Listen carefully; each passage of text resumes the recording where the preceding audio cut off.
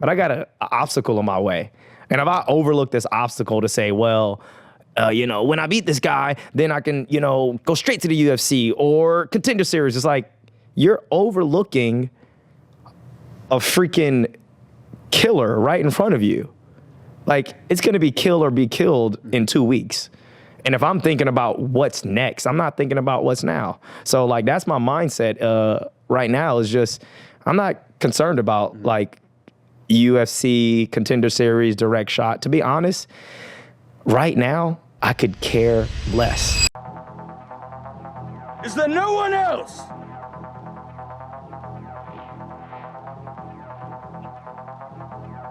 Is there no one else?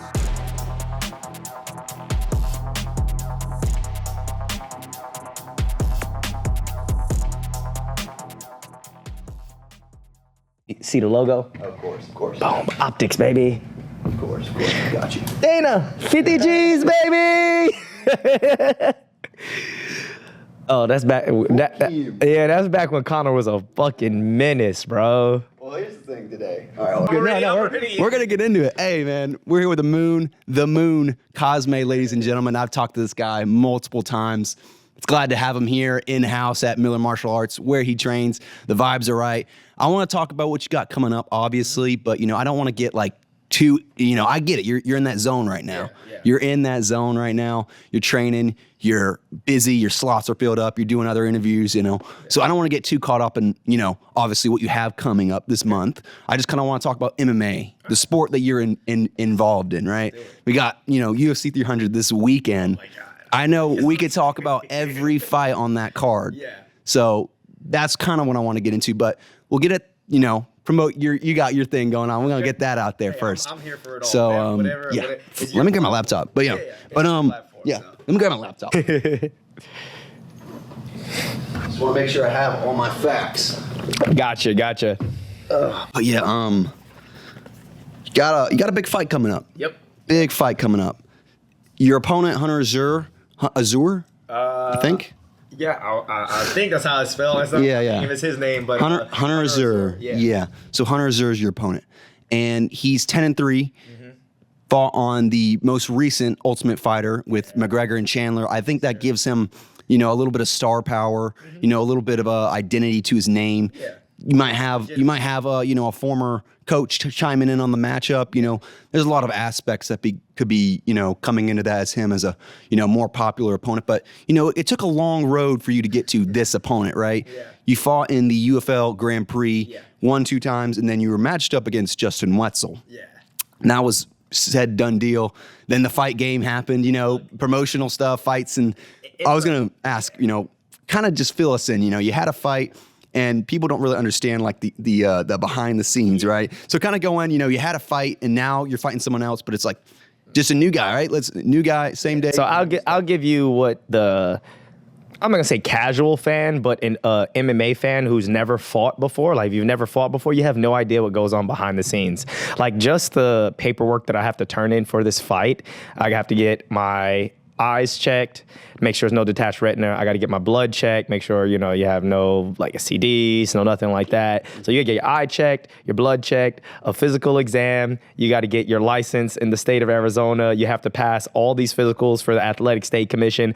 All that before you even make weight and get to a fight. Not to mention, in order to fight, you're fighting for 8, 10, 12 weeks. So like the possibility of getting injured and things like that is always something that is like there. It's a possibility, right? So the fight game is the most volatile game on the planet. This is like worse than the stocks, right? Like you're telling two guys to prepare for each other, but in order to prepare for each other, they gotta do combat for 6, 8, 10, 12 weeks and pass all these tests, all these exams. Oh, also we gotta go through concussion protocol. So this is on the back end. This is what the casuals say, or the general MMA fan. Oh, that dude pulled out the fight? Man, he was scared. I'm like, bro, come on. The dude is 9-2. He fights, out of Team Elevation with Corey Sandhagen and all that. Like he finished both of his guys. I'm pretty sure he's not scared. No more scared or nervous than all fighters are going into the cage. Yeah. But that fight didn't go through. It's not my job to speculate on why it did or did not go through. My job is to focus on me and the fight.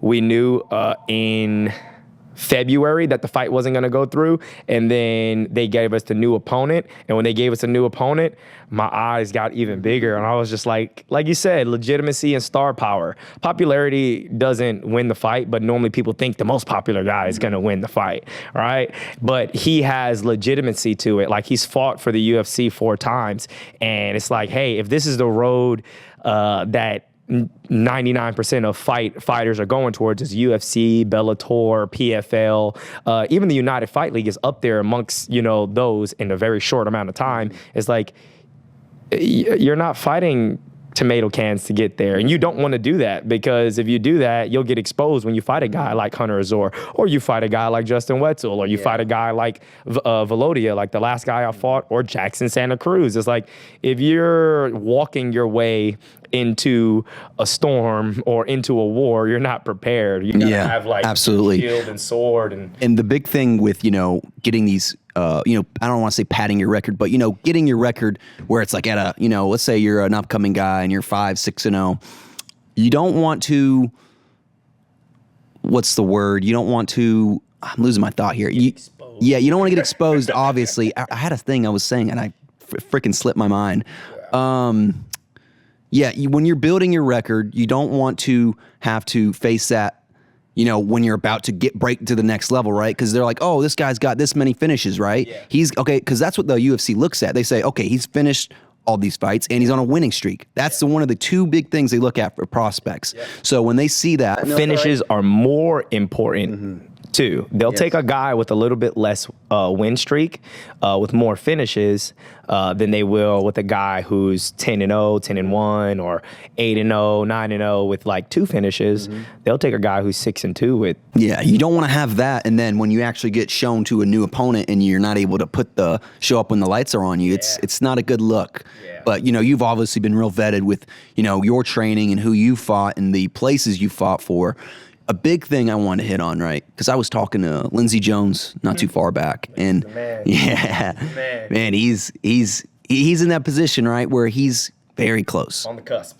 Yeah, but like I talked to him, and it's like, okay, I don't want to sit here and say like, oh, is UFC next? He's very patient. He's like, I am not pushing it, because there's a lot of guys who push it. And now in your situation, it's a little different because you have been slowly working your way up. Yours hasn't been like a fast pace. You went through your UFL Grand Prix, didn't pull out. You committed to that. Yeah. Not a lot of fighters in that tournament are even there anymore. Yeah. So well, we cleaned out the tournament, and it was just me and him. And like I said, my job isn't to speculate on why he pulled out. He could have got injured. It could have been other issues. There are a lot of things that go on.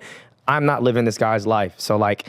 The first natural reaction is an emotional reaction, because fighters are the most emotional creatures on the planet. It's like, man, fuck this guy, or this, that, or the third. It's like, I don't know what's going on in his camp. Right. What if he got an injury? What if there's a death? What if it's a this? Well, I don't know. It's not my job to speculate. But it was us last two standing. We literally cleaned out the division, both of us, with finishes. And now it's like, all right, cool. Now that we're not able to fight, they bring in another high caliber level opponent. And like you said, I can't go back and fight any of the guys that both of us finished, because you can't fight for a title in a tournament that you lost from.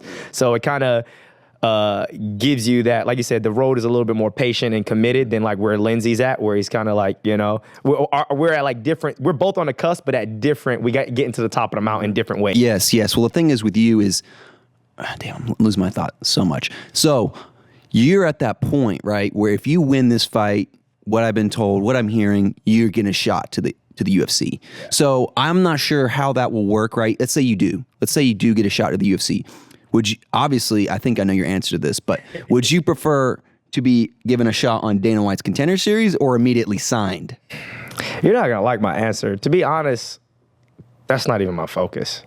To be honest, I'm just gonna be 100% honest. Like, it's the old trick of like, I have this and I have that, and I'm overlooking this about what I'm gonna do next. When I got a guy, we did this after my Jackson Santa Cruz fight. It was like, hey, we know there's a title in December, and what was my answer back then? But I got an obstacle in my way, and if I overlook this obstacle to say, well, when I beat this guy, then I can, go straight to the UFC or Contender Series. It's like, you're overlooking a freaking killer right in front of you.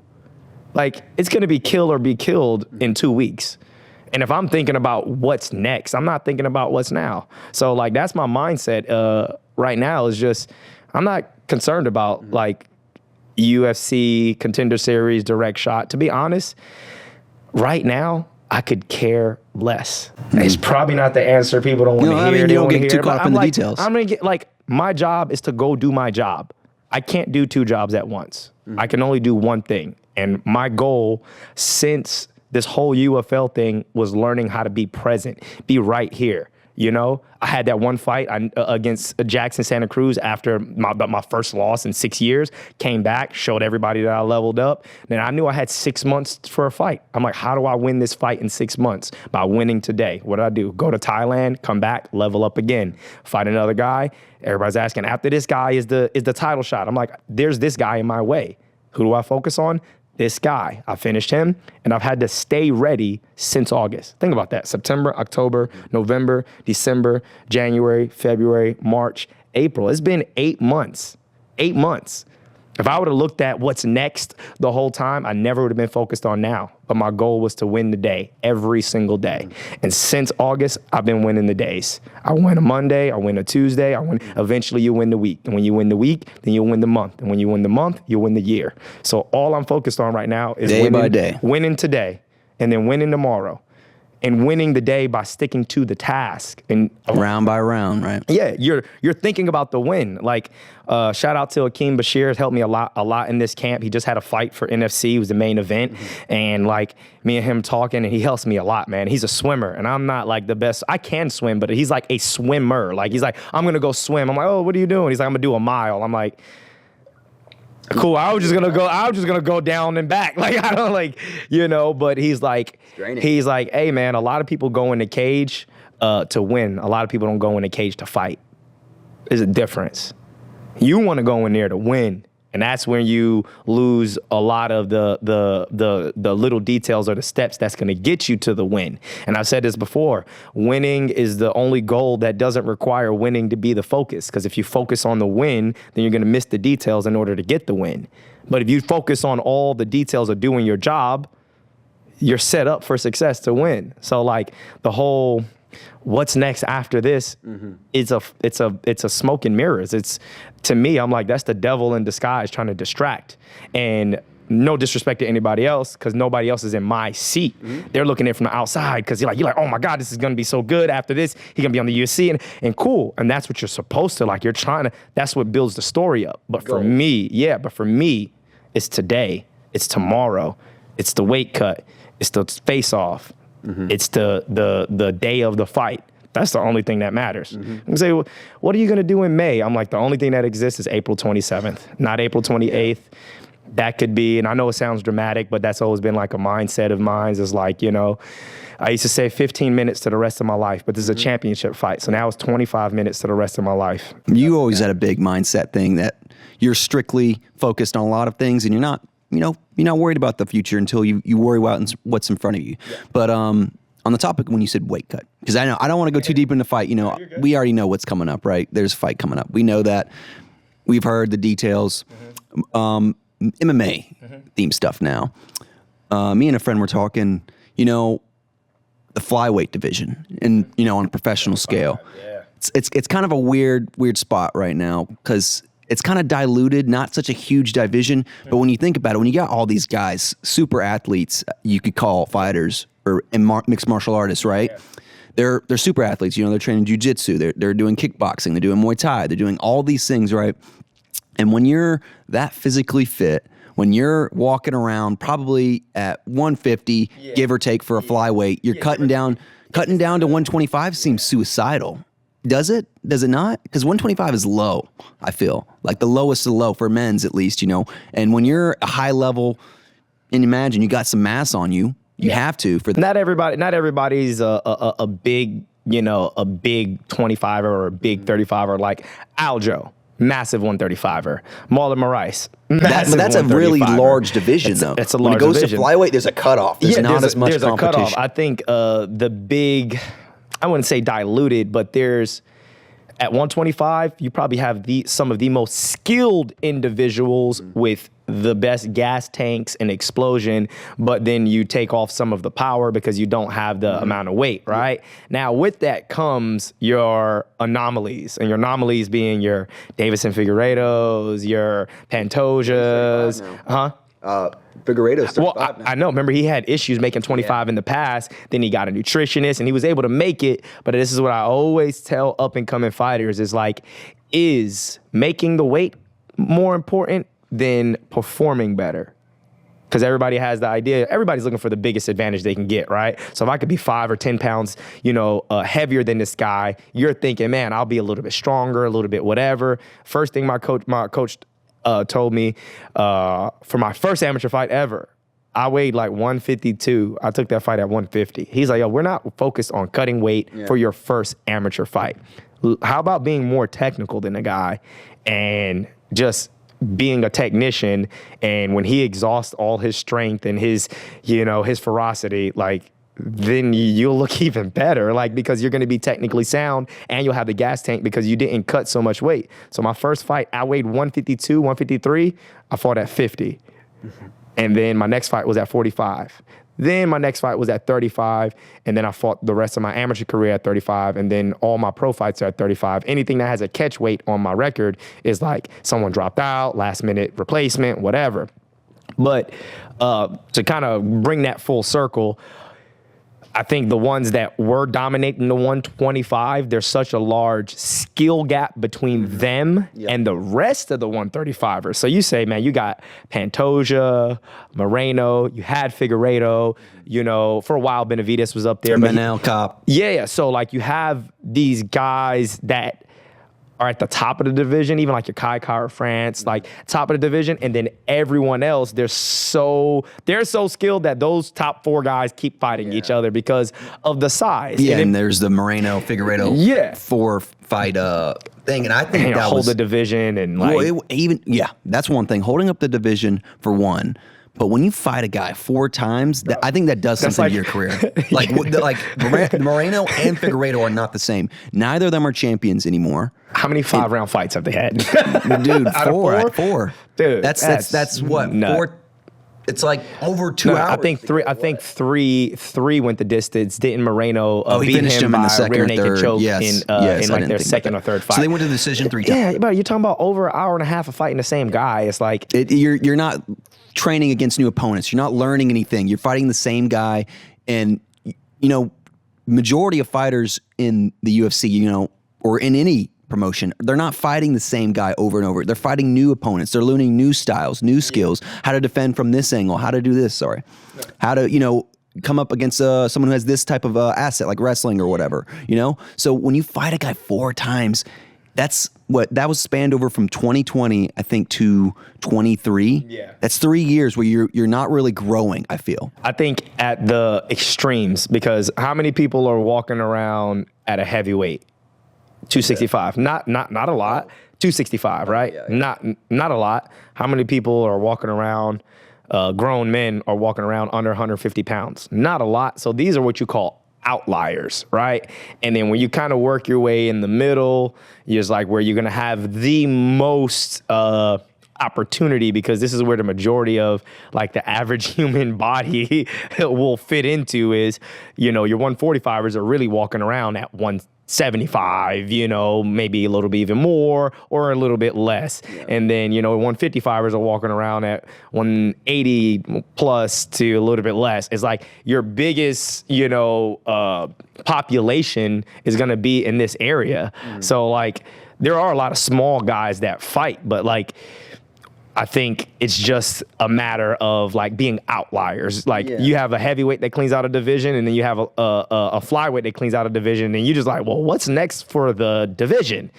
The only difference between the heavyweight and the lightweight is a heavyweight can sleep you with one punch at any point in time. So the division moves so quick. They don't reign for very long. That's why I would say, man, like, one of the most underrated heavyweights was Stipe Miocic. Okay, yeah, he got beat by Ngannou after he beat Ngannou, but like he got beat by Ngannou.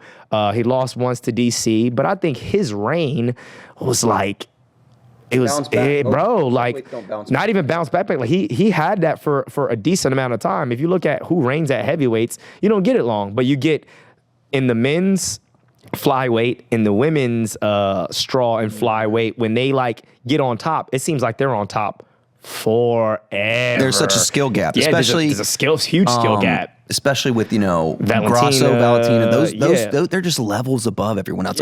Wei Li, I think she's just levels above pretty much everyone. I mean, People are like, oh, well, why don't they all fight each other? It's like, yeah, but then this is where weight comes into play, because is Wei Li gonna fight like before Amanda Nunes? It's like they're not even close to the same weight. Like Amanda Nunes probably and you can't outweighs just, about 30 it's too much to pounds. split up the divisions like Yeah. that. They're already like, they need to stay in their divisions and run things there, because you take one superstar from, the females division, it's already, it's not the largest, you're trying to add to that, create history in it. Yeah. And when you start doing that, it just doesn't make sense. Yeah, I think to hit on like the point of the questions, like, man, why is you feel like sometimes it gets stalled out, or might be a huge gap between the top and the bottom, and it seems like that for a while.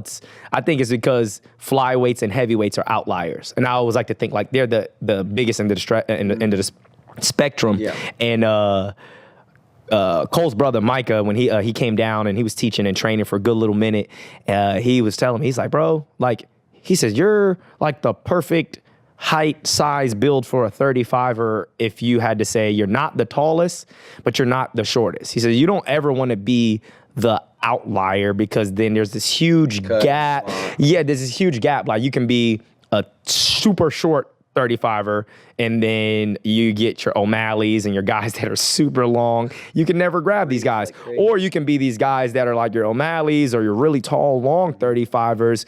And like if you don't have the skill set of wrestling and you go against one of these guys, it's like, oh my God, like they can find a way to get to you.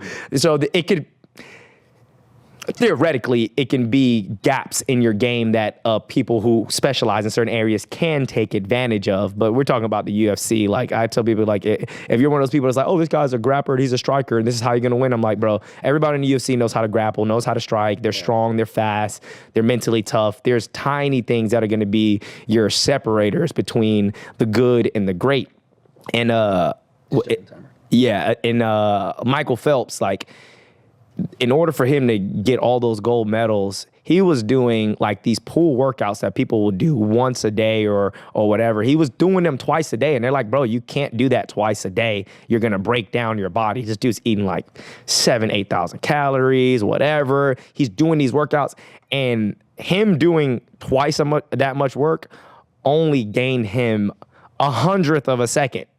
That's the difference between the winner and the loser. Is 100th of a second, but he had to put in Going to go the extra. 2 days of your hardest workouts multiple times a week. And that's like the separator in the fight game, is like, that's what separates the good from the great. And like one of my favorites ever is Dustin Poirier, like the Diamond, bro. Dustin and the it's Diamond, like, baby. Dustin the Diamond, bro. And I'm like, how can Pay you? the cost to be the boss. Yeah, that's one of my favorite. One of my favorite walkouts. You gonna walk out to that? Come on, Maybe one day. That'd be awesome. Without getting ahead of myself, I only got one loss on my record, and I said if I get a chance to fight this guy again, I am walking out to the big payback.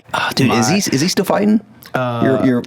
What was his name? Oh, you're talking about Diego Manzur? Yes. Yeah, he's still fighting. He's like 10-1. He fights for, I think, Combate, which is kind of like the biggest MMA promotion in South America. So they're like the UFC version of the South America. And remember when UFC went to Brazil and they did like UFC, they have like Performance Institute. So they're like up there on that same level as like the United Fight League and stuff like that. So like I don't have no ill will towards any of the fighters, nothing like that. That'd be a great rematch. I'm like, bro, I would see him love come that. across from, like a Pereira Izzy type deal, you know? Dude, oh my God, like here comes the but I said if Andor win, I get that rematch. I'm coming out to the big payback by James Brown, the same way that Dustin came out to the big payback against Conor McGregor when they had their first rematch. Because he Conor beat him way back in the day at 45, and then they had the rematch, and he smoked Conor, and he came out to the big payback by James Brown, and I was like, ooh.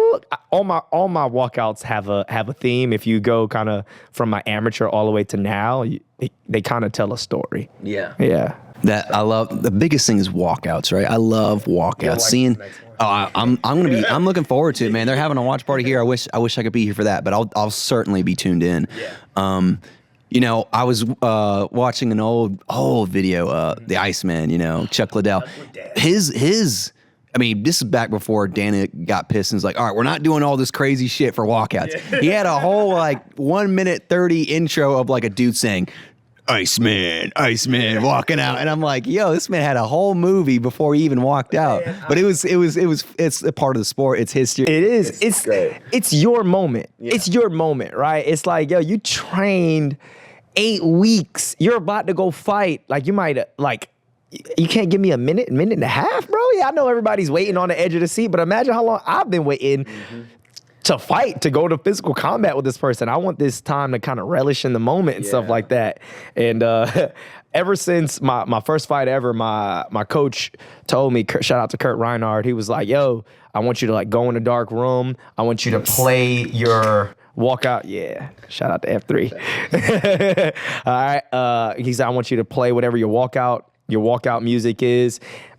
And I want you to just envision yourself walking to the stage, that big stage. He says, like, I want you to think, like, you know, there's thousands of people calling your name. The lights are on you. Like, you know, you're the main event. You're going for this. So I've been thinking and running through these mental reps like that since my first fight in 2016. So now that moment is here, I'm like, yeah, every time I get a chance to do it, I've already lived in this moment. So, yeah, you feel nerves, but for me, it's more excitement. I'm like, oh man, this time that I envisioned in my head is here, and now I'm here in that moment, so I get to be fully present. Absolutely, no. It's the walkouts are a huge thing because like I'm not a fighter, but like I'll watch these walkouts, right? And especially when there's like songs that like I'm like they're just deeply rooted in me. And I'm like I know their story too, and it's like.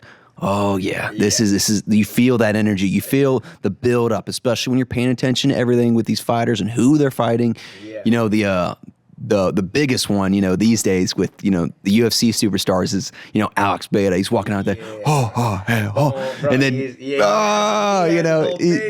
that's aura, man. That's aura. Even when Izzy came out doing the b-boy stuff, and he bought the guys that he used to dance with growing up, and they had a whole routine coming out. I'm like, that's kind of lit. Like, some people might look at it as cheesy, but it's like, yo, we're performers, man. Like we're performing, and like, they're just seeing it from the news article. They're seeing it from that perspective, and they don't understand.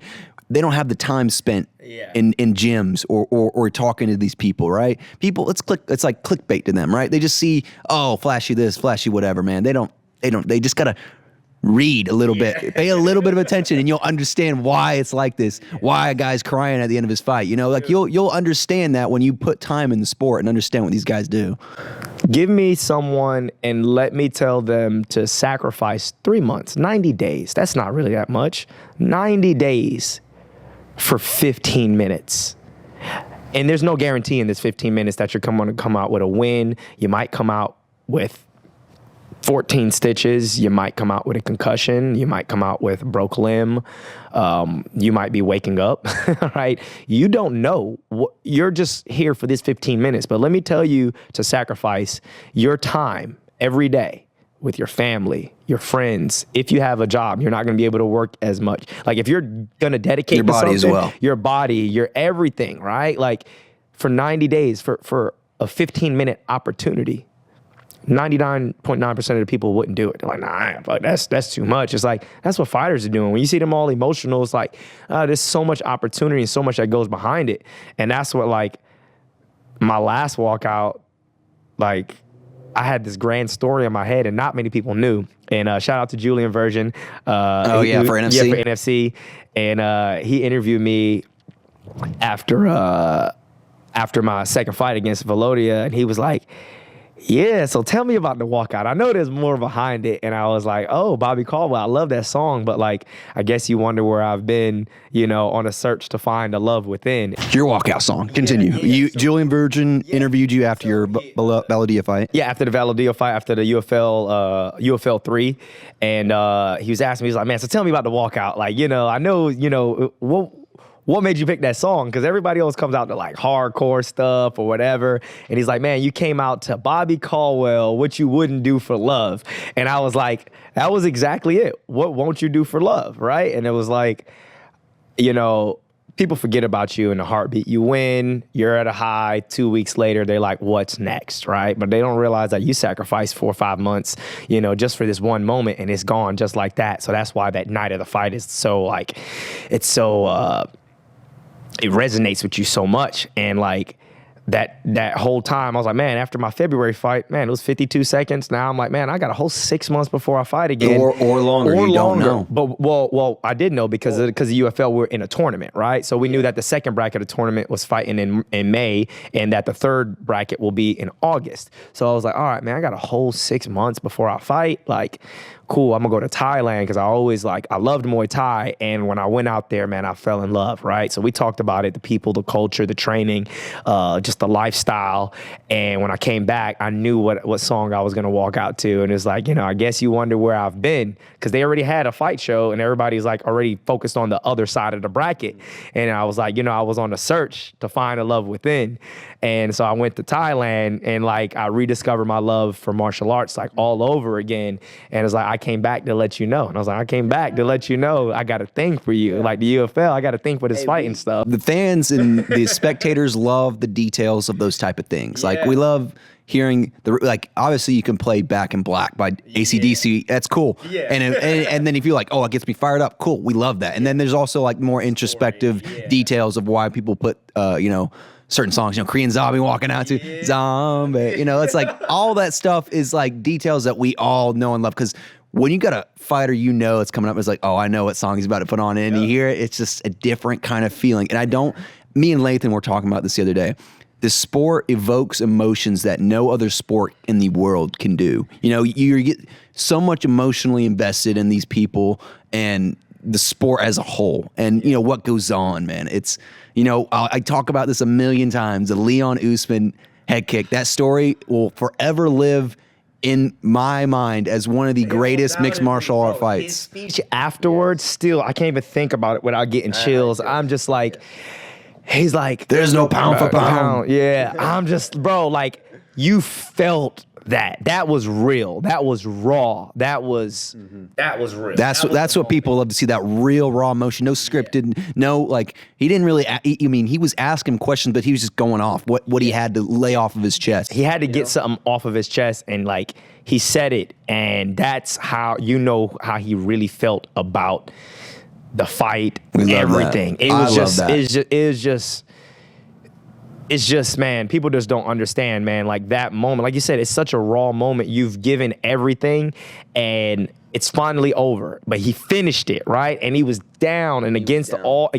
And he wasn't, not only was he down, he's been downed his whole career, played off as a nobody. Yeah. And I didn't say he was a nobody, but when he was coming into this fight, on that level. I didn't think he was on that level. But like, mindset is everything. Because then once he got that win over Usman, he's performed like a machine. Usman again, bro. Colby. I'm like, bro, you just watch him and it's like, bro, he got that belt wrapped around him and he just got like, like he just leveled up. Yeah, he's a very focused and determined individual. He's not the most flashy, kind of crazy lifestyle kind of guy, because he had a tough upbringing, He had a lot put into his career. And I think he's a very devoted individual. And when you got a devoted individual like that who doesn't, have too much bullshit in their life, they generally 99.9% of the times they're going to be super successful, have a lot of success. You know what I mean? And that's one thing I really respect about him. He's not like the craziest,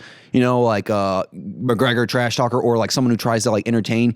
He's a soldier of the sport who had tough upbringings and has just really performed when the lights are put on him, and when he's received so much criticism in the past and just overlooked it and just kept going. Yeah, and that's the thing, man. Like I said, fighters, we're like super emotional, but it's like what you use as your fuel. Like some fighters, they have to be angry to fight. Some fighters use negativity. Some fighters use positivity. And I'm like, man, whatever fuel is available, that's the one that I want. That's what I'm going to use, right? Because sometimes being upset works for me. Sometimes being sad works for me. Sometimes being like really energetic works for me. But I'm like, whatever you have to use. The fighters, I say fighters are alchemists, right? They turn one thing into something else, and they turn the doubters, the fear, the anxiety, the self-hate, the self-sabotage, how they look at themselves, how people look at them, and they turn it into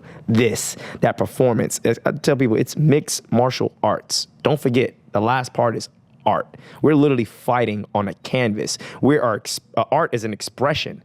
We're expressing ourselves out there for the world to see. Like every other sport, you got to put stuff on. In fighting, we take stuff off. Yeah. You see all of us. We out there fighting in our damn underwear, bruh. Like, I'm like, you're stripping yourself of everything.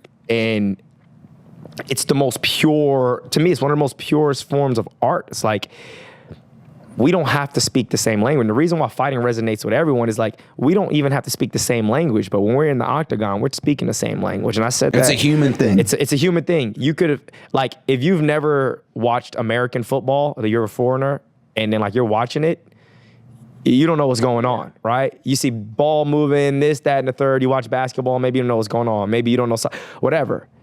You don't have to know anything. If you see two guys fighting, it's human nature. It's violence. You know what's going on. You're like, ooh, that guy got hit, and you're like, you already know who's winning the fight. Mm-hmm. Unless you don't even have to know all the technical aspects of fighting. When you see the dude gets punched or kicked in the face, to know, oh my God, that's danger. So it's like something we're all kind of drawn to.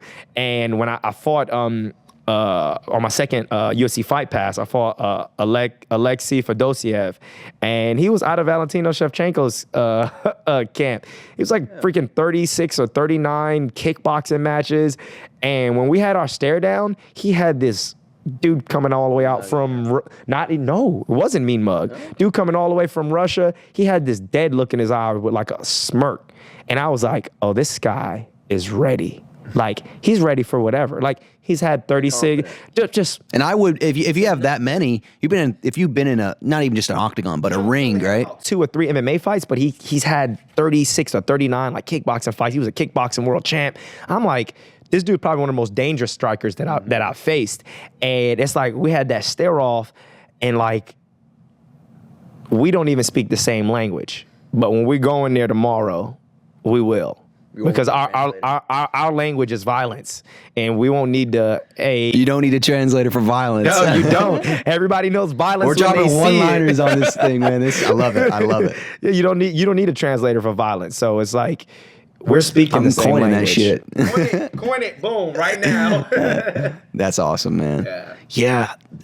You go off, and I love it. You always bring the most introspective comments, the most detailed stuff. I love that. We love hearing that, because, we don't always get this type of responses from, the sport, because it's hard to just come up with these thought-provoking things when you have it. Everyone has their own different experiences with things. Everyone has their own way of looking at it, but you have a certain way of looking at it that's a very positive mindset of looking at things, and a very determined and, approachful way of looking at an obstacle. Yeah. And that's what I think people like about you. You always have an answer for something, and it's usually like 99, it's like, it's a positive answer, and it's the way to move forward. And that's what I think what people like about you, man. I do my best to find the silver lining. I'm learning now. I'm trying not to have an answer for everything, because I don't know it all. There are times like my students will even ask me questions, and I'll be like, I don't know that one. Let me ask Cole, or if I don't have the answer, let me do the research or stuff to find the answer. I don't know if it was Lathan. Someone told me, it was like, it takes confidence. I think it was Lathan. He was like, it takes confidence to say you don't know, because we don't want to feel like we're like not intelligent, or we're in an instructor role or this, and someone's asking a question and you make up some shit out of your own insecurity of you don't want to not know, and now you're doing something wrong and repeating bad repetitions. So I try and find the silver lining in everything. I try not to respond as quickly as I would like, because my brain's always moving a million miles an hour. Oh my God. You're moving quick, man. It's already I gotta stay zoned in. I can't doze off. I gotta stay zoned in with you, man. For me, it started off as insecurity, and then it turned into giving people the whole story. All right. So the insecurity part is like, oh man, somebody asked something, you should know. So I used to like seek all this knowledge because I didn't want to be ignorant to the facts. So, I got to get better at this, that. Then I was like, I stopped doing that. I'm like, I want the knowledge so I can apply the knowledge, right? And then if somebody asks me a question, you might get this long answer, but I always try to bring it full circle because I want to paint the picture for you on why I'm doing it, not just I'm doing it. Like, oh, you walked out to Bobby Caldwell. That's cool. I like the song. Yeah, but that's not why I walked out to it. I always say my walkouts pick me. I don't pick them. So each fight camp, what I'm going through, when I hear this song, it'll get me emotional. I can cry. I get goosebumps. I get upset, angry. When I can call on the emotion that I feel like I need for the fight, I know this is the right song. There's times I've had songs early in camp. I'm like, ooh, yeah, I'm gonna walk out to this. And later on in camp, I'll put something else on and it'll just like, you got those songs that just give you goosebumps. Bro, I have a few of those. My pro debut, I came out to a commercial ad by one of my favorite motivational speakers. And it's called Blimpworthy by Eric Thomas. Oh, I've heard that. It's about work. E.T. Hard work. E.T. the preacher? Yeah, E.T. the hip hop I love preacher. him. And it was like, I came out to that. I also came out to that again on the Alexei Fedosia fight, on my fourth fight. And it was like, because at that time, it was speaking to me. It was like, I had just got cut in this Shank fight. It was like 8 weeks prior. I got it stitched up. I'm training with a Hannibal Lecter mask for 8 weeks, knowing that, hey, they want me back. I'm working. They think I'm just in here recovering. I'm working with a mask on my face. It sucks. It's hard to breathe in, but I got to make sure this cut doesn't get reopened because I just got it stitched up January 18th. Then they were like, hey, you want to fight March 18th? I'm like, hell yeah, but I got to make sure I'm right. And I'm like, I'm working. They think I'm in here resting. I'm working. And then so the whole thing is, he's like, all men are created equal. Some just work harder. And I was just like, that's me. Yeah. And like, for me, that was my walkout song for there. But like, if I didn't tell you why prior, you're like, oh, that's a cool walkout song. But when you hear the story, you're like, ooh, that makes sense. Yeah, man. There's a lot of people like that. I used to listen to E.T. a lot in high school. He was, when you're a kid like that, you're going through so much emotionally. You're growing up. You don't know what you're doing with your life. So he was one of those people I listened to. Muhammad Ali. Yeah. Oh, Leon, obviously. That speech, I'll just go back and watch it whenever I'm like, oh my gosh, shit, man. It's like he did that. Yeah, I'm not going to do that, but I'm going to do something like that in my life where I'm like, coming back from adversity, man. Yeah. Muhammad Ali is one of the big people I go to look at for, speaking about hardships in life, because he went through such a hard time in the culture of the U.S. and like a bunch of stuff, but like not just inside the ring, but it was his fight outside the ring. People say, "Oh, he's the greatest of all time." Oh, but he has 6 losses. It's like, so what? But like, what was his impact? Not just on the sport, but in the world. The world. Yeah. The world. People know Muhammad Ali in Africa. They know Muhammad Ali in China. They know Muhammad Ali in Russia. They know him in South America. Like, that's a different level of impact. You can name a lot of fighters that people in the U.S. might not even know who were heavyweight champs that probably beat Ali. You ask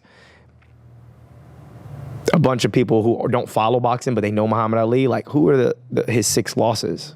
Maybe no one person cares. says Joe Frazier. They know, maybe, but they're gonna they're like, I ain't focus on that. Look at what the man did. Yeah, right? who cares about that? Yeah. I mean, he did way much more than inside the ring.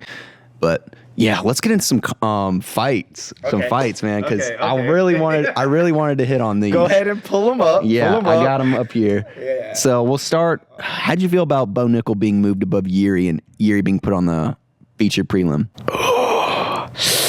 I think Yuri has earned his spot to be on the main card, but we know that the UFC is a marketing company for. Okay, the UFC we know is the Ultimate Fighting Championship. We know that they are the biggest fight brand in the United States. All right, but they are the biggest marketing brand probably in the world when it comes to like marketing fighting. Right? I would not put their numbers against one just yet because one is once you go anywhere outside the U.S., one is up there. I think one's over in PFL in terms of like growth and really trying to build a if you roster. Talk about across the globe, it's UFC and one. Yeah. And then you got Bellator and PFL, and they're combined and stuff like that. But man, I think Yuri earned his spot up there, but we know that Bo Nickel is on the next wave of like champions. He's younger. He has a bigger U.S. fan base behind him because he's already, you know, was it national champ wrestling, that. So he was already known in this arena. So he has a huge following. People want to see him do well, and he's American. Right? So they're boosting this guy. He's like a Sean O'Malley of the middleweight division. The guy that he came up off the Contender Series. They're kind of building him up. Yeah.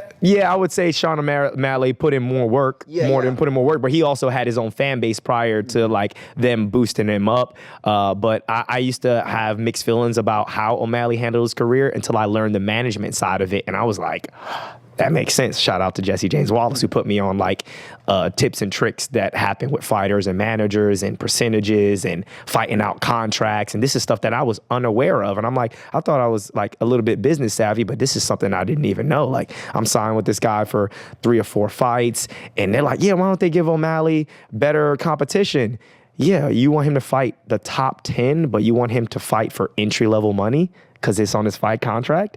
And then you're wondering like, okay, well, he's beating these guys. It's like, yeah, because y'all are giving him 8-8 to start, 10-10, 20-20, 25. But the top 10 guys are getting 50-50, 100-100, 150-150, this, that, and the third, plus incentives and bonuses. But you want him to fight the top 10 guy in his starter contract because it saves the company money. Yeah. And so when I was like, you know, man, O'Malley need to step up. I used to be that guy. O'Malley step in competition. And then when I found the back end of it, he was like, no, he needs to negotiate out of that contract for a better contract. Yes. If I'm gonna fight your top guys, you're gonna pay me top dollar. Yeah. Well, yeah, that makes 100% sense. But and fighters don't know that. Fighters don't know that. And then the spectators don't know that either. But the thing with Bo Nickel, what was I talking about in my head? Bo Nickel. You're talking about like him getting pushed up, right? Yeah, he's getting pushed up. He has the fan base behind him. Where was I going? You said O'Malley. You said he's kind of like the O'Malley of the middleweight division of the 85. Yes. And I was like, O'Malley had a little bit more steam behind him because he kind of played a little bit longer game that he should have played. Yeah, okay, yeah. We're talking about money, getting paid, right? You were just talking about the money. That's where I was at. So Bo Nickel, he's, you know, in that early stage, you know, of his career, but he's on the main card now. So he's not having to worry about that money stuff that we were talking about. So main card on UFC 300, that's fairly good money for a guy like him who's really up and coming. So that should just show you the stock they're putting in him. He has 2 on the Contender Series. One. Was he 4-0, 5-0, something he is, I think, 2 on the Contender Series, and I think 2 in the UFC. I will pull his stats up. I like Bo Nickel. I do. I like Bo Nickel a lot. He's fun to watch. Yeah, he's 5-0. Different level. Like when you talk about wrestling, like he wrestles, but you can see that he has adopted striking way better than a lot of other wrestlers coming out who are wrestle heavy. 4 total fights in the UFC, so 5-0. That's great. If you're talking that's crazy, but like that's crazy. 4-0 in the UFC, 4-0, and on the main card of UFC 300. Just think about that. Yeah. That should just show you where they're projecting him to be in the future. I just want people to look at that. All you can do is give a fighter opportunity. It's his job to go out there and execute and make the opportunity worthwhile, right? You got to take advantage of the opportunity. There are opportunities everywhere, and a lot of time they're disguised as hard work. That's why a lot of people don't take them. How do you feel about that matchup, him and Cody Brundage? I like Bo Nickel. I like Bo in that fight. You like his odds? Yeah, I like his odds. Like, what you want me to say, bro? Like, he's on a different level. There's a different level of wrestling. There's a different level of striking. Before you go into that, I think Cody Brundage was a plus 2,500 underdog. Yeah. I think it's the highest. That's ridiculous. One of the highest ones ever. Hold on. Let me pull it up because I know it's just put one of the highest. $100 on him just in case. Dude, that's what I'm saying. I could throw it $10, and it's like, oh, if I lose $10, who cares? But if he wins, dude, we're going out. Look at 25 grand. Cody Brundage is. They said that's plus 1,100, but I don't think that's updated. I swear that's from. Even plus 11, plus That was 1100. that that's was still, 2 days ago. That was 2 days ago. That is not updated. Where is it? That's still ridiculous. 15 minutes ago. Here we go. This is updated. 15 minutes ago. Where we got? Target this mispriced prop. Let's see. What do we got? He is okay. So they moved it to plus 1100. Okay. But no, Bo Nickel's minus 2100. That's what it was. He is minus 2100. You're not gonna make any money. Yeah, you're not gonna make no money off of that. But still, plus 1100. That's a lot. That's a lot. Yeah. Like you said, put $10 on that guy. He went? What is it? He gets like 11 grand, some shit like that. I don't know. I don't know. I'm not a math guy, I don't know but it's a lot. The over under all that other. They'll show it on the. That'll be like a big thing. Like it'll say someone just bet 75K on Cody Brundage. They'd be a millionaire. I love those. You know? Yeah, I love seeing those stats. Okay, so this is when I kind of got into my recent fight predictions video. Okay. Charles Oliveira, Amun Cosme. Let me go into my breakdown, okay? Amun Cosme, very talented striker, very powerful striker, right? Very quick, very speedy, has wrestling, but doesn't really use it aggressively, has no submissions in the UFC, has great takedown defense, which is good against someone like Oliveira. Yeah. This fight, matched together, you would think they'll stand and bang. I see it going Armin's way. But if Oliveira, with the power that he has as well, the speed that he has as well, they both have power and speed. That's the weird thing, right? So it could go either way. So everybody's fast, everybody's strong at this level. These guys are like very fast, very powerful. And they did the same thing to Beneil Dariush, put him out quick. Yeah. So you know how these guys fight. They go out in their shield. This isn't going the distance. So I think Oliveira's grappling and his jiu-jitsu, I think that's what's going to have to win him the fight. Next level, bro. It's not just that'll win him the fight. Shout out to Cole Miller because 63% submission rate too. Yeah, shout out to Cole Miller because he was at the top of the UFC division for like 7 years after fighting with the most submissions, and then the only other guy to pass him was Charles Oliveira, right? So it was like his jiu-jitsu is next level. There's no like if he gets on the ground. You saw what he did to Tony Ferguson. We know Tony Ferguson has great jiu-jitsu. I think that's gonna also play a big part of it. But like you said, how he came out against Beneil Dariush, and I'm like, we know Oliveira is susceptible to getting hit. Yes, we do know that. That's a big so if he does, if Sorry can land the death shot. No one's landed the death shot on Oliveira. They hit him, and then what happened? Well, he comes back.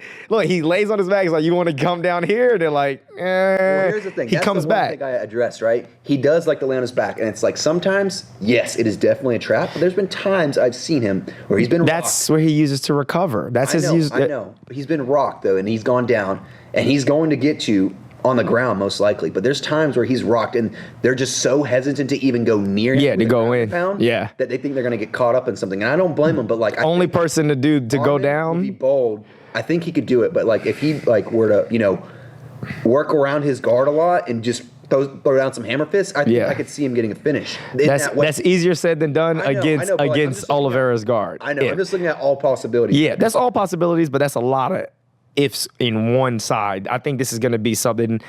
I'm taking Olive. Yeah, I'm taking Olive. I love to play devil's advocate, and that's never any disrespect to any fighters. But I'm like, man, based off of, I've seen more of what I've seen from Olive than a thing of like, sorry, you can not skilled enough. No, I've seen more of Oliveira, so I trust him even in those danger moments. The only person to really finish it in that danger moment was Islam. Everybody else, he came back. Let me, I show you, I pull up a lot of stats. Numbers is a big thing I look at because they don't lie most of the time when it comes to fighters and how they perform. Let me explain how I go into it. You can make the stats. Yeah, well, it depends on like what we're looking at. So if we go to Charles Oliveira, or let's go to Armin right now. Amun Cosme. So he has a 42% KO rate, 23% submission rate, no submissions in the UFC, so those are practically irrelevant. Yeah. And a 33% decision rate. So we know he finishes a fight by KO or decision. Oliveira doesn't go to decision. Practically, that's out of the question, right? So this is how I'm looking at the numbers, right? So Armin has to knock or TKO Oliveira to win this. He has one way to win this. Oliveira has more than one way to win this. Yeah. That's how I look at it. The most opportunities to win. That's how I looked at it. I'm not comparing this to them, but that's how I looked at the numbers when they said Cyril Gane versus John Jones. I was like, the only chance Cyril Gane has is to knock out or TKO him, and he hasn't done that to majority of people at heavyweight, but we know John Jones can knock you out. He can TKO you. He can take you down. He can submit you. He can ground and pound. So it's like, I'm going to take the guy who got 8 ways to win versus the guy who has 1 or 2 ways to win. That's a big thing I address. Just because it's an odds game. Yes, so, you know. yes. And it's like a lot of the times when you're looking at matchups, it's like, okay, it doesn't matter how much of this someone has or whatever. Yeah. Who has more skills? Who has more ways to win the fight? Because I will take someone who has more ways to win the fight over the heaviest striker, even though there's a good chance that they could win and mitigate any type of wrestling or whatever someone's bringing. I still look at, okay, this is an MMA fight. We're looking at what can happen, multiple ways to win. Okay, who has more ways to win? It's called mixed martial arts. It's not just kickboxing. It's not just jiu-jitsu. It's not wrestling. A stand or go to the ground, right? Will this fight go to the ground? Oh, this guy's going to win. If it's just going to be standing when you know 2 guys are going to stand, it's like, okay, this guy has more of a chance, but, it could be competitive. You know what I mean? You just got to look at it from all those type of different angles, and that's what I try to do. I'm learning so much. So as of right now, I'm taking Bo and I'm taking Olive. I'm taking the single names. The Bo, give me Olive. Oliveira, and now we're on Gaethje and Holloway. Oh my God! This right here for me, this is like dessert. I'm like, oh my God. Gaethje versus Holloway. Let's talk about it. I'll let you do your what do they call it when lawyers digress or whatever. They're for me, it's just like how do you not love Max Holloway? If you a Max Holloway hater, I don't like you. I'm just throwing it out there. I like, yeah, right. As well as Gaethje. Like, these dudes only fight the best guys at the hardest divisions every fight. There's no like, oh, Max taking an easy fight, Gaethje taking an easy fight. When you're in the top 5 and you're always a contender and or champion and you've been in that like wash, rinse, repeat cycle, you are only fighting the top guys there. And he reigned at 45 for the longest. Volk came up, made him the #1 contender for Volk's reign there. Then he's like, hey, man, now he's playing the career game. Like, hey, man, what's my legacy fights, right? Like, what can I do? Everybody talks about the Poirier fight, Poirier being so much bigger, think that in the third. It's like, yo, he took that fight, like 5 weeks, 6 weeks. He was already lower in weight. Dustin is already a big 55er. He was a massive 45er, so he stopped going to 45 because his performance was suffering. And, like, we just know the power that Gaethje hits with is just, I wish this was a 5-round fight. It is? It is a 5-round bout. Even better, because we know as the fight goes on, Gaethje doesn't quit, and Max Holloway's output is always a factor. So I agree. Man, this is one of those toss-ups where I don't want to see anybody lose. Nah, but I don't either, man. They're both BMFs, really, man. It's just like, what like? I Gaethje. I don't even know. I have to continue to just kind of sit on this one. This is one of those fights where I'm like, man, I just want to see a good fight. Yeah. If you had to go odds, I would pick Gaethje if it was maybe a 3-round fight, but it's a 5-round fight. Max got cardio. That's the thing, right? So I look at Max's history when I'm analyzing this fight, right? Chin, granite, like solid platinum titanium chin. Yeah. He's got that. He's got cardio, so he goes the distance. Let me pull his stats up right now. He's got 48% decision rate, 44% KO rate. He takes the most talented strikers to the distance. Yair Rodriguez, Arnold Allen, Volkanovski went to a decision with him 3 times. That's the big thing I talked about in my recent video. He went to a decision with Volkanovski 3 times, a championship level fighter 3 times, and decision 3 times. Almost an hour and a half with one of the most talented champions in the history of the sport.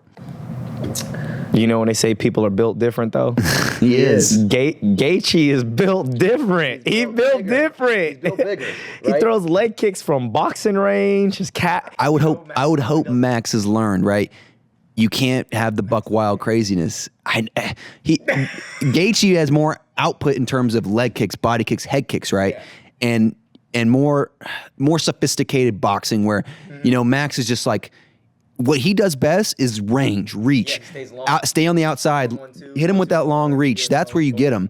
And he's, best boxer in the UFC, right? yeah, you're a great boxer, but it won't win you an MMA fight where you're combining multiple skills. And I just he's lacked. Of course, of five rounds. It can if he does it right, if he plays his cards right. Yes, and that's where I said he has an advantage with reach and length and keeping the distance and staying on the outside. And he could throw kicks too, but he doesn't throw them as much as he should. Yeah, I feel like he does every now and then, but like his hands are the money. But we know if it comes down to it, he shot on Yair. He took Yair down. Now I don't see him shooting on Gaethje. I can see maybe. I don't even really see Gaethje don't really shoot like that. 80% KO rate. Dude, 8% KO rate. He finished that fight with what's his name? Rafael Fiziev. He secured at the end with the takedown just to kind of cement that round because it was back and forth and stuff. So he has the capability and is a great wrestler, but you got the touch of death. 80%. If you line 10 people up, 8 of them going to sleep. Like, what are we talking about, right? But like. That doesn't take away from his skill set. Otherwise, that can be called on in a time of need. But I think they're going to stand and bang for 5 rounds. I think it's going to be a composed stand and bang because it's 5 rounds. And, Gaethje's been a lot more composed later in his career. Yeah. Sure. He realizes he wants to make it past the 3rd round. He doesn't want to gas out. So he's in like Fiziev, that was a decision win. And then Michael Chandler, that was a decision win. Yeah. Like he has been pacing himself really well. So that's one thing that I took into account. Whereas I wouldn't be surprised if it goes to a decision. Max went to a decision with Volk, who you would think that would have ended in some crazy finish. I'm slightly leaning to like a 4th or 5th round KO because of Gaethje's bigger size and power. Yeah. But other than that, I would say if you go with it's probably the safe bet. I think it goes to a decision. Yeah. But I think as the rounds go longer, Max will get better. Even in the Poirier-Max fight, Poirier was hitting him with crazy power. Yeah. Still didn't put him away, but he was coming on at the end of the 3rd round on putting volume together, into the 2nd and 3rd round. But that's a tough one. That's a coin flip for me because I like them both, and I hate to pick against people that I like, but I'm like, now I'm thinking about inside 5 rounds, if it's a finish, Gaethje. If it goes the distance, Holloway. That's kind of like where my head is at. Yeah. Well, here's the thing. I'm pulling up the Gaethje stuff right now. I don't even know if he's finished a 5-round fight. He's been in 5-round bouts, but never gone to the distance in a 5-round fight.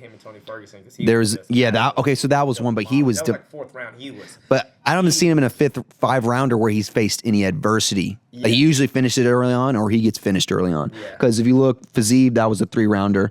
Oliveira, that was a 5-rounder, but he got finished in the 1st. Decision with Chandler, that was a 3-rounder. Habib in 2020, that was a 5-rounder, but finished in round 2. Yeah. So he has not really been past the 3rd round and had like a lot of crazy damage or anything. So it's going to be a first. Pereira and Hill, and we'll get this wrapped up. All right. What have you got? Alex Poatan Pereira, James Hill. Who you got and why? Let's hear it, man. I think Jamal Hill is extremely underrated. People just don't give him enough credit. You know? I agree. Pereira has the ultimate, touch of power, the kiss of death, right? Any hand, that left hook, he can knock you out with any shot. And Jamal Hill's talking about he gonna knock him out. And I'm like, are you gonna stand with Pereira? I'm like, if it stays standing, I'll take a Pereira. But I don't think that he's got such a huge advantage. Like people are like, overlooking Jamal Hill. Only thing concerned me is he came back a little bit fast off the injury Achilles, was a big thing for him. But he also had Aaron Rodgers' doctor. So hey, medicine is a brand. We're in a brand new world. Like there's no more like a year and a half, 2 years for ACL surgery. Guys are coming back within a year if you have the right rehabilitation and physical therapy in order to strengthen condition and get your body back. Well, to go off of that, I know. So injury, right? Here's a quick thing that I look at. I go look at history of fighters, right? So you look at fighters that come off of injuries. Luke Rockhold, Dominic Cruz, Chris Weidman, or whenever any fighter that's gotten to the top peak level, and they come back off of something. 90% of the time, unless you're John Jones, you haven't been able to come back. And put Dominic Cruz in there because Dominic Cruz was out for 4 years, 2 knees, came back and still beat the top guys. Came back and beat Dillashaw. Well, I mean, I think it was against Chito Vera where that was at the end of his career though. I'm talking about when he first came back. They gave him a contender. He beat him. They gave him TJ Dillashaw right away.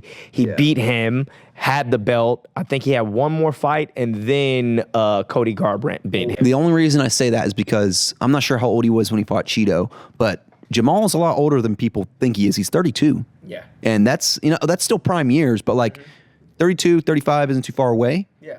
And when you're at a championship level, he's 36. Yeah. And I'm not counting that out either. But he's not coming off of any injuries. So that was the big thing for me. It's like, okay, I've just seen a trend is all. Yeah. I've seen a trend where like a lot of guys will get to that peak level, injury, and they come out. And then they try to come back, and it's just never the same. Yeah. But that's not the case, but that's a case for some. Yeah, I think I just want to highlight as the odds maker, you would say, okay, that makes it lead more in Pereira's favor. Is Jamal Hill just saying he's going to knock him out, and he's going to actually mix it up? That would be smart if you got a takedown in there. Yeah, if you got a takedown. Or this is why people don't understand. Like, you're fighting in a cage, you're surrounded by walls. Takedowns essentially pin you to the mat. You can also get pinned on the wall. Look at Randy Couture, OG of the game with his Greco-style wrestling. You've seen the fights where people are like, oh my God, these guys are just on the cage. That's extremely tiring to hold someone, or if you're a striker and you can't get out and you keep getting smothered against the cage. Especially when the weight's on top of you, Especially when the weight's on top. So you can get pinned against the wall, you can get pinned against the ground. Now you can get pinned against the wall and the ground if somebody has, great cage wrestling. So I think that's a missing aspect where a lot of people just think of striking and grappling. It's like, you got to remember, you can strike, you can dirty box, you can hit your elbows, your Muay Thai and stuff, your clinch game on the wall, as well as your Greco-style wrestling and do all your foot trips and stuff off the cage.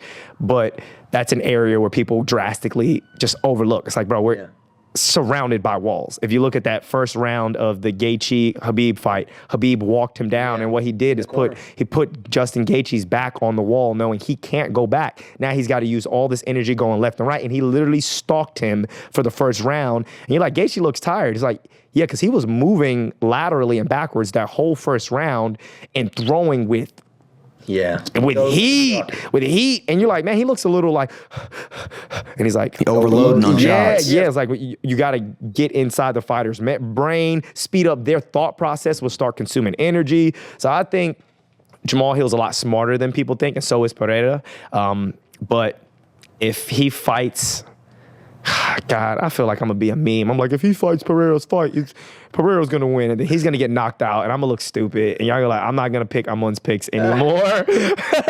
Moon doesn't have good picks because he always goes with the odds. No, it's funny. No, actually, they might actually lean towards it, because a big thing that a fighter has done, Chael, son, and he'll make a pick, and he's known for getting it wrong, and then we're like, okay, do the opposite of what Chael does. Yeah, so they'll just be like, oh, go with the Moon's opposite pick. Yeah. Hey, look, I try and play the logic game, and I'm a fighter, and I know it doesn't even work like that, but I'm playing the odds, this, that, and the third. But it's like when you're at the top of the top, and these guys are the most skilled, the best in the division, one punch, one misstep, you thought Pereira was about to put out Izzy again, and then what happened? Izzy puts him out. So it's all it takes. I think, like I said, I just think Jamal Hill's extremely underrated for whatever reason it may be. I don't even think I've ever seen him rocked. Pereira or Jamal? Jamal. I think the Thiago Santos fight he had, and the Paul Craig fight he had. The Paul Craig fight, he got armbarred, mangled to death. I wouldn't watched call it that rocked, fight. but yeah. I'm talking about rocked as far as standing up. Thiago Santos had a good war with him. He ended it in the 4th round. It was competitive at first, but Jamal ended up cinching. I remember watching that. That was a fight. Thiago Santos also gave John Jones a good run for his money. And then he got fucked up after that. He got his ACL tore in the fight, and he was fighting on one leg, and he still gave John Jones good. Into a decision. It went to a decision. So it's like Thiago Santos isn't no pushover, and Jamal Hill finished him. Right? Maybe he got hit, but I've never seen him on John Jones. Jamal Hill gives me John Jones vibes when I look at him and when he's competing a little bit. Yeah. The way he he fights, his build he's very kind of similar. Obviously, I think his striking might be a little bit better than John's, more fine tuned. Nah, John's is more of a wrestler. Nah. John Jones is the GOAT. Jamal Hill striking is nowhere near John Jones. When you say striking, I think of the total package of distance management, of strike selection, and what you're striking with. John Jones could be right here in distance, hit you with a kick, a punch, an elbow, or a knee. You're not expecting that from Jamal Hill, and we haven't seen that. We've seen majority hands. Yeah. Majority hands. I'm not saying Jamal Hill striking isn't good. I'm not even saying I wouldn't put him and John Jones striking. We know John Jones is a wrestler, but come on, look at how many dudes He's definitely put out a lot of guys. Yeah. Yes, when I look at his last fights on the later end of his career, like a lot of decisions. Dominic Reyes, Thiago Santos, and Alex. I guess you could say Alexander Gustafsson. That's a little bit earlier, but there's another decision fight he went to. I think it was Lionheart, Anthony Smith. I think it was like a lot of those guys. It's not like it was just later on, right? And then later at the end of his career, his striking it never really got it's obviously great, right? Yeah. But when he started getting older, it seemed like it was not like improving, and it was the same. And it seems like some fighters adapted that because he went to decision with a lot of these guys, and it was really competitive. I don't even want to sound like that guy, but I feel like he was playing with his food. He cleaned out the division twice and needed something to do, and he's out there just fighting. And like it was nothing to really get. It's nothing to really get him like hyped for a fight. It's like, I beat Gustafsson, I beat him again, I beat this guy, I'm gonna beat him again. It was just like it seemed like we were just like watching him wash, rinse, repeat. Maybe he didn't finish these guys, but it kind of got to a point to where it's like, all right, you cleaned out the division, now what? Yeah. He was at the top for so long, but hey, that's all I got for you. I know you got some shit lined up, but anything you want to put out there to anybody, the Moon Show, you got your fight coming up. Yeah, we got the fight coming up. I want to, number one, give a shout out to my sponsors, F3, also Bulldogs Bar and Grill out in Macon, Primetime Towing. So all the guys and girls and people that help support me along this journey, I thank you guys. I appreciate y'all. And tune in April 27th to the Moon Show for the final Bantamweight Championship fight for the United Fight League. All right. Amun Cosme, ladies and gentlemen. Thank you, sir. Thank you.